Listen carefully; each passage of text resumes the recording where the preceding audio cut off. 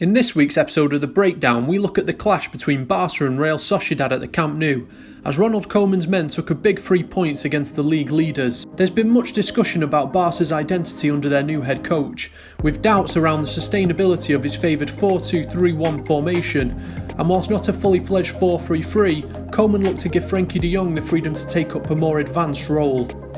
Real Sociedad were without David Silva and Mikel Oyarzabal, with Januzaj, Porto and Mikel Merino making up a midfield three behind Willian Jose. De Jong's impact was evident early on, looking to create overloads on the left-hand side with Martin Braithwaite, who was finding pockets of space to run into. He would begin to move into more central areas as the half developed, ultimately getting on the scoresheet just before half-time to give Barca the lead. Showing great awareness to take up a position between the centre-halves, De Jong capitalised on poor defending from Real for a simple tap-in.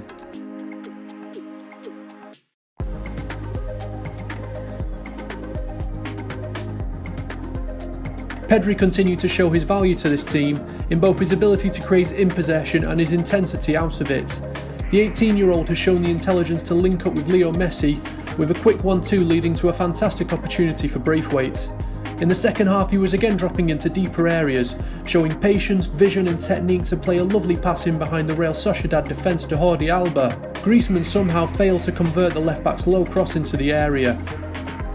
Pedri also showed the ability to press in key areas, leading to another squandered opportunity for Griezmann. After a poor touch from Januzaj, Pedri's determination led to Barca recovering possession in the attacking third, with the French striker hitting the woodwork from close range. His biggest impact may have come shortly before his eventual substitution, with just over 15 minutes to go, as he dropped deep in defensive duty and made a last-ditch challenge on Alexander Isak, preventing what looked like the equalising goal.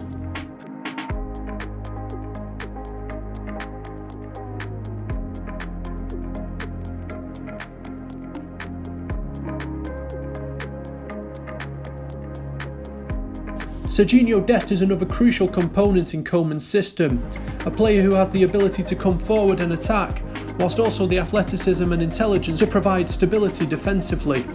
He was able to make a crucial intervention to stop a Real Sociedad counter in the second half.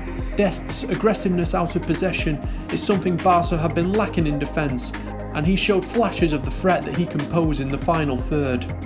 Whilst Real Sociedad are more than just their summer signing from Manchester City, Silva's importance to this team cannot be understated.